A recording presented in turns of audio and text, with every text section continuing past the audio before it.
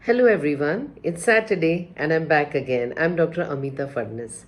Over the last 2 weeks, I have been interacting with you about corona or the COVID disease. On the 25th of July, I shared with you the safety precautions that you could take for yourself and your family. And in the week of the 1st of August, I shared a rather long video about friendly and healthy activities which you could undertake for your child and for yourself, as a family.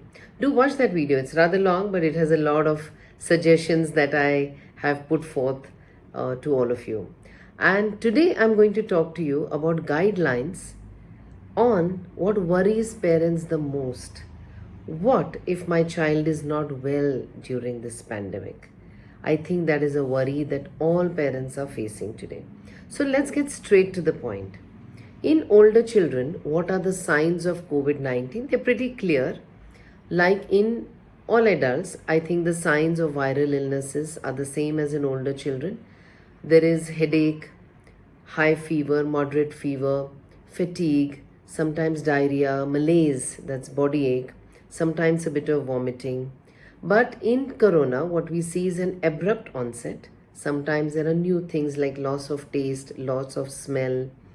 And in fact, interestingly, just this morning, I did a teleconsultation with an 11-year-old girl with her mother and the child because she kept complaining in the last 2 days that she had lost the sense of smell. Children also read a lot, you see, they get worried. So I assured the mother that if there is no contact with the COVID patient, she should put nose drops. These are called as saline drops, and then wait for a couple of days. If it doesn't go, or if the child has other symptoms, such as the fever comes in, then of course you need to, let me know immediately. Now, in the younger child, the mother knows the child very well and she can pick up any changes that she sees in the child. So, what do we really see in the younger child is lethargy, excessive crying, sometimes rashes that don't go away. The feeding takes a slow down. The baby does not feed that well, and sometimes the baby just looks very pale, and sometimes the hands and legs, the extremities are extremely cold. So younger babies, the parents should be vigilant because they may not be able show you, they will not show you the classic signs of high fever. Now, even in the last 2 weeks that I have been interacting with you, pediatric COVID is on the rise. I have been seeing more and more increasing numbers of patients, and yes, admissions are required also. Household contacts are the commonest source because the schools are closed, most children are at home, but adults getting grandfather, father getting COVID, and then the baby or the child gets COVID positive. In my experience, I have not required ICU care yet for any pediatric COVID patients, so that's good. Like in other COVID patients, 80% are symptomatic, just picked up because the screening test was done. 20% have mild to moderate symptoms, though that is the category I have seen the most, wherein they have mild to moderate fever, cough, cold, and when we auscultate the chest, definitely there are signs that we pick up on the chest auscultation. They may have wheezing or what we call as creps. We need to be on the watch out for that.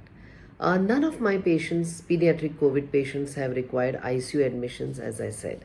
So what we do is we give an antibiotic, generally one called azithromycin, or if the doctor feels fit, any other. This is to prevent super infections. We recommend zinc, vitamin C, vitamin D, good nutrition of course, and multivitamins. If the child needs to be admitted, they are isolated, but one of the parents of course has to stay with the child. The parents are also screened. If the child is not that sick, then we advise home quarantine. We advise them to buy an oximeter, the finger pulse ox as it's called. In fact, there was one patient last week, they called up and said, Doc, we've got a pulse oximeter at home now and we are monitoring every day. The child is fine, but suddenly we feel that the oximetry reading is low. I had no choice but to call them, but then the child was absolutely well. It was more an anxiety. So we do home quarantine with teleconsultations, or we call them for a checkup with all the safety precautions. We also advise them to buy an infrared thermometer or a regular thermometer if they want to check the temperature with that. So home quarantine or hospitalization is a must. As I said, good thing is not that many children have gotten very sick, but the day won't be far away.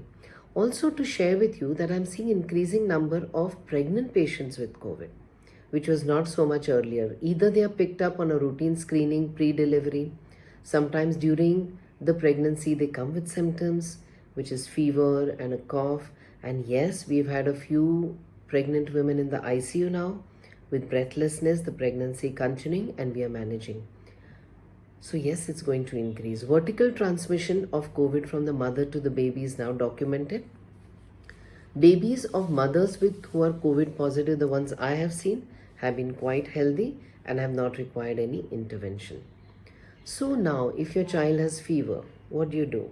Well, if your child has fever and there is someone at home who's COVID positive, definitely you need to get a screening test done for your child. If the child is COVID positive, then of course the pediatrician will guide you further depending on whether the child has any symptoms or doesn't have symptoms. If the child has fever, say it's a mild fever, there's no one at home who's positive, then what you need to do, don't panic, don't worry. Give paracetamol, wait for a day or so, monitor the temperature regularly. And if you feel over the next 24 to 48 hours the fever is going high, the child is having a cough, not well, like I said, not eating enough, then do not hesitate to come to the hospital. We take all the safety precautions and so will you. So come, get a checkup done, do the tests as advised, do the COVID test if the doctor recommends it. Do not panic if it is positive, be vigilant and take the fear out, because if there is a COVID positive child, the faster we know it, the better it is. What are the other important features? What are the important factors during good health and in illness? In my last video, I spoke of a little bit about nutrition, and I'll reiterate the fact. Good nutrition is important as much in prevention as during illness. Nutrition contributes to 70% of our good health. And all of us, through our traditional knowledge, know what good nutrition is. So what I'm saying is just reminders. One is water intake. All of us feel we drink enough water, but we don't often. So measure the water. Adults should take more than 2 liters, 3 liters, 8 glasses as they say. In a younger child, 1.3 liters, 1 liter should be enough. Monitor it, because children often don't drink enough water. We feel they are, but they're just sipping. So measure the water and keep it aside. Good hydration is important during health and during illness both. Second is protein intake. 1 gram per kg. Go online, work out a diet for your child and calculate how much proteins he or she will need. You can work out the diet. Third thing is a Indian thali is the most, I recommend it because it has all the ingredients needed. All of you know what an Indian thali was. Concept of a single meal came from the West. So once in a while just biryani is okay, but otherwise to have a balanced meal. The next thing I would say is the method of cooking. Raw always preferred, steamed or air fry next, light saute and deep fried last on the scale. Okay? All of you know this. Avoid the 5 white poisons. Sugar, maida, yeast, butter, all these are what we call as 5 white poisons. Minimize that. That's sugar, salt, yeast and all those things that you know. All the things that go in making your food tasty. So use everything in moderation and whenever possible, don't. So nutrition is very, very important, and during the illness, give easy to digest food such as well cooked rice and dal, chicken broth for the non-vegetarians, fruits as is like a banana or a stewed pear or a stewed apple, any fruit that the child likes, and continue the supplementation as I mentioned with zinc, vitamin D, multivitamins and so on. In prevention, I mentioned earlier, kadha, as I had mentioned to you, that you should put water to boil, add grated ginger, dalchini, turmeric, pepper and tulsi leaves. And I mentioned in the last year, Ayush Ministry has given a recipe for a powder which is called a Joshanda. Do look it up. 1/4 of a teaspoon in 150 ml of water every day. Onions are a good source of what is called as quercetin, which has some antiviral effects. Gargling during health and during the illness is important. Steam inhalation during illness, during health is important. Exposure to sunlight at least 3 times a week for 20 minutes between 10 a.m. to 3 p.m. When there's no sunlight, then daylight. Yes, so all these things are needed during the illness also. Stress management for the parents and for the child, but for the parents, my experience during the swine flu epidemic is that if I ever told the parent, or even now, when I tell the parent that COVID is positive, they're panic stricken, they're almost pale, and the first question is, how can my child get it? Don't panic, don't be fearful. We have seen during the corona epidemic that, during the H1 epidemic, that initially isolation was very strict and then things got different, and then it became the norm to accept, okay, my child has swine flu. Or the same thing used to happen with dengue. So no, we don't let go of any recommendations of isolation, etc. right now. But I'm telling you from my experience, it's increasing. And now all hospitals will have COVID and non-COVID wards. There's no choice but to do that. A word about vaccines. Like I mentioned in my last talk, the vaccine should go on. But a little thing about BCG vaccine. They were trying to find out why the mortality rate is much lower in countries where BCG is routinely given. And then the speculation was that the BCG triggered the immunity. And in fact, one of the major vaccine manufacturers has been saying that if you have not taken BCG, or if you have taken, just take BCG again. It has no major side effects. It will help to enhance immunity. So that again is open. It's a little controversial, but BCG vaccine is being recommended also. Now, as I sign off, I'm going to share with you some newspaper clippings. So this is one from 2009.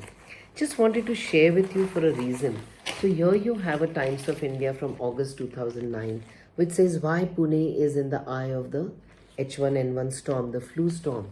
And today Pune is in the eye of the corona pandemic. Then again, this is from 2009 August in Pune in Indian Express, pinning and tackling swine flu. Then you have again from 2009 H1N1, facts on the flu. Then you have guard against H1N1 again from Pune Newsline in the same year, August 2009. And now, fast forward to March 2020. We started seeing this. Who's afraid of COVID-19? What are the safety precautions? Yeah. Then you have schools shut in Delhi, like you have Delhi schools shut. And today we are seeing the same picture again. What really I want to say to you is, guys, this too will pass. We just need to wade across this mess safely to the shore, and that we will. Just be fearless, be vigilant, laugh a lot, yes, maintain silence, meditation, and let's move on. Let's move along, accepting corona today, taking the safety precautions, and like I mentioned to you, taking all the care when you feel that your child is sick.